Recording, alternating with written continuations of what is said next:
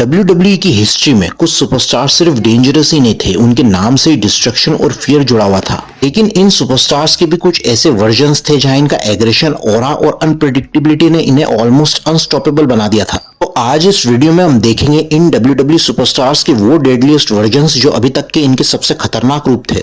जब WWE ने early 2000s में कदम रखा था तो उसे नए स्टार्स बनाने थे, तभी उनके पास एक मॉन्स्टर साइज का बंदा था जो अभी तक अपनी पीक तक नहीं पहुंचा था। पर 2004 का वो साल जब फाइनली द एनिमल अनलीश हुआ था। बटिस्टा उस टाइम पर एवोल्यूशन ग्रुप का पावर हाउस था और उसे क्राउड से ट्रिमेंडस रिएक्शन मिलना शुरू हो गया था। और 2005 में जब उसने रॉयल रंबल जीता तो WWE को नेक्स्ट मेगा स्टार मिल चुका था, जहां पर रेसलमेनिया 21 पर उसने ट्रिपल एच को हराया था और वर्ल्ड हेवीवेट चैंपियनशिप को अपने नाम करा था।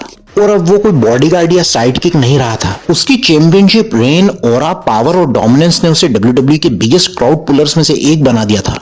और रॉक और ऑस्टिन के बाद बटिस्टा उन सुपरस्टार्स में से एक बना था जिसके नाम पर अरीना का रिएक्शन और मर्चेंडाइज डिमांड ने WWE को न्यू जनरेशन ऑफ सुपरस्टार्स दिए थे। और बटिस्टा का ये वर्जन जो सिर्फ चैंपियन नहीं था बल्कि WWE के सबसे इंटिमिडेटिंग फोर्सेस में से एक बन चुका था। लेकिन जहां पर बटिस्टा पावर था और नेक्स्ट सुपरस्टार जो आने वाला है उसकी स्पीड, एग्रेशन और अनप्रेडिक्टेबिलिटी ने उसे WWE का सबसे डेंजरस कॉम्पिटिटर में से एक बना दिया था। कर्ट एंगल 2005 में एक अलग ही लेवल पर था, जहां पर उसने शॉन माइकल्स के साथ रेसलमेनिया 21 पर एक इंस्टेंट क्लासिक मैच दिया था। फिर रॉ में ड्राफ्ट होने के बाद उसकी जॉन सीना के साथ एक खतरनाक राइवलरी चली थी, जहां 3 फेल्ड अटेम्प्ट्स के बाद एंगल ने सीना को फर्स्ट ब्लड मैच में हराया था। और इसी पीरियड में एंगल अब एक प्योर रेसलिंग मशीन भी बन चुका था। हालांकि वो ऑलरेडी एक टेक्निकल मास्टर था, रिंग में और कॉमेडी सेगमेंट्स भी देता था, पर इस फेज में एंगल अब एक नो नॉनसेंस टाइप के टेक्नीशियन में तब्दील हो गया था। और जब 2006 आया तो वो और ज्यादा खतरनाक और रूथलेस हो गया था, जहां एंगल ने 20 मैन बैटल रॉयल जीती थी और वर्ल्ड हेवीवेट चैंपियन बना और रॉयल रंबल पर उसने मार्क हेनरी को हराया था। और फिर नो वे आउट पर अंडरटेकर को, जिसे क्रिटिकली अभी तक का सबसे शानदार मैच बताया जाता है। पर रेसलमेनिया 22 पर वो अपनी चैंपियनशिप हार गया था। फिर उसी साल उसे ECW में ड्राफ्ट किया गया था जिसे WWE ने ही लॉन्च किया था, और वहां पर भी एंगल ने तबाही मचा दी थी।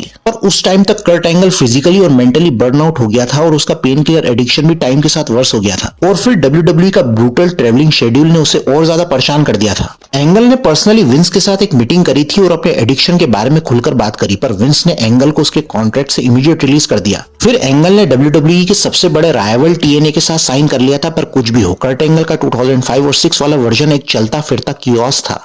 लेकिन कियोस और टेक्निकल ब्रूटलिटी के बाद एक ऐसा सुपरस्टार आता है जिसके एंट्रेंस में ही फायर थी और अपनी एंट्री से ही वो पूरे अरीना का माहौल बदल देता था। बिग रेड मॉन्स्टर केन का डेब्यू जितना मेमोरेबल था, उसका डोमिनेंस भी उतना ही आउटस्टैंडिंग था।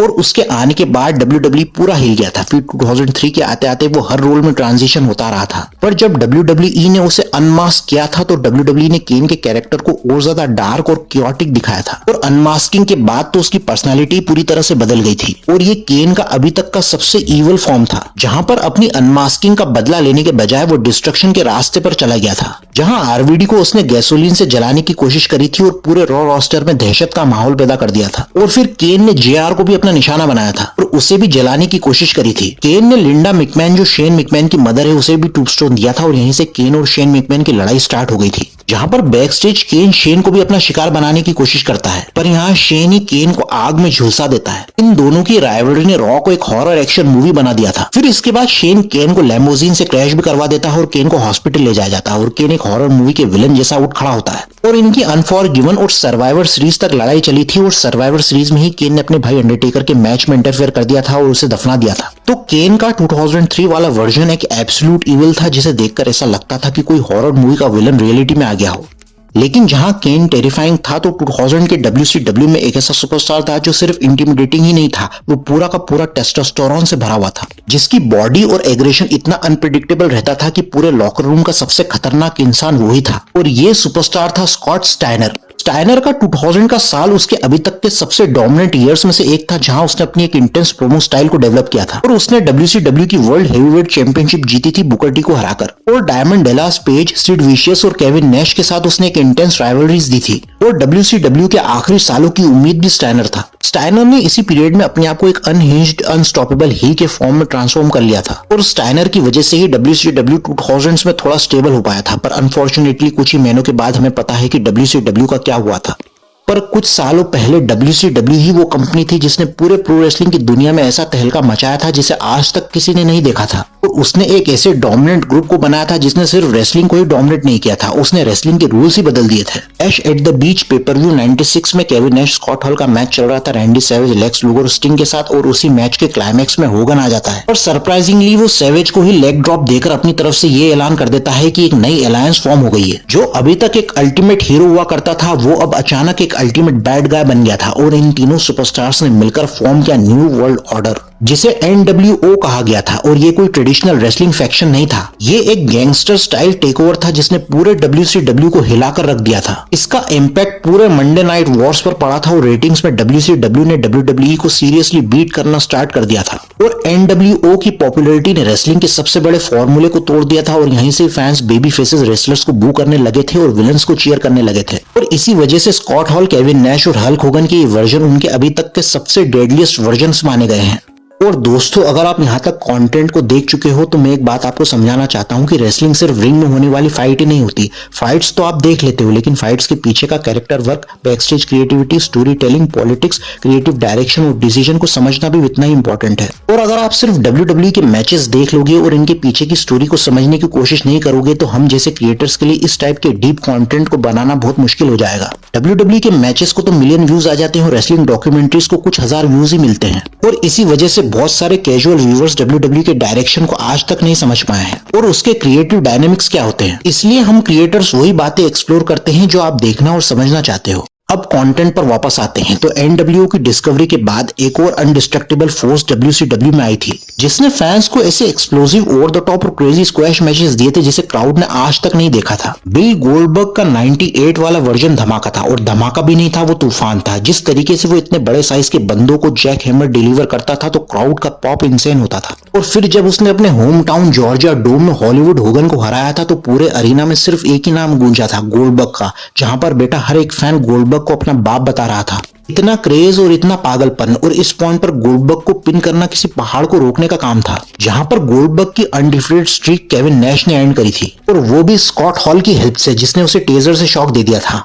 पर जो इम्पैक्ट, लेगेसी और एक्सप्लोसिव रॉ स्ट्रेंथ वाले मैचेस गोल्डबर्ग ने इस पॉइंट पर दिए थे वो उसे बनाता है इस साल का सबसे डेडलीस्ट। और जहां गोल्डबर्ग अनबीटेबल था, 2009 का रैंडी ऑर्टन इतना ही कोल्ड ब्लडेड था। जब WWE ने अपने PG एरा में एंटर किया था तो उसे एक अल्टीमेट विलन चाहिए था जो अपनी तरफ से अपने अपोनेंट्स को हॉन्ट करे। और इसी फेज में ऑर्टन ने पंट के एक फिनिशर को यूज करना स्टार्ट कर दिया था और वो अपने लेजेंड किलर वाले कैरेक्टर को छोड़ अब एक वाइपर पर्सोना को डेवलप कर चुका था। और उसने अपने सर को शेव किया और सिनिस्टर टाइप लुक और मैनरिज्म्स को दिखाने लगा था और अपनी नई थीम वॉइसेस के साथ पूरे रॉ रोस्टर का फाइनल बॉस बन गया था। और उसने पूरी मिकमैन फैमिली को टारगेट करना स्टार्ट कर दिया था और स्टेफनी को भी RKO दे दिया था। और फिर से एक बार ट्रिपल एच और ऑर्टन एक खतरनाक राइवलरी में आ गए थे। यहाँ पर एक सेगमेंट में उसने ट्रिपल एच को हैंडकफ किया था और स्टेफनी को किस कर दिया था और ये अभी तक का सबसे ज्यादा देखे जाने वाला सेगमेंट बना था। और ऑर्टन का टेरर यहीं तक नहीं रुका था, उसने उसी साल का रॉयल रंबल भी जीता था और रेसलमेनिया पर भले ही हार गया हो पर बैकलैश पर वो WWE चैंपियन बन गया था। उस पॉइंट तक वो अपने ग्रुप लेगेसी को भी बना चुका था और उसका टेरर यहाँ तक भी नहीं रुका था। उसने जॉन सीना को ब्रेकिंग पॉइंट पेपर-व्यू में हैंडकफ करके पीटा था और फिर ब्रेकिंग राइट्स में भी उसे पूरी तरह डिस्ट्रॉय कर दिया था। और ये वाला ऑर्टन एक कैलकुलेटेड प्रेडेटर था जो उसे बनाता है अभी तक का सबसे स्केरियस्ट और डेडलीस्ट वर्जन।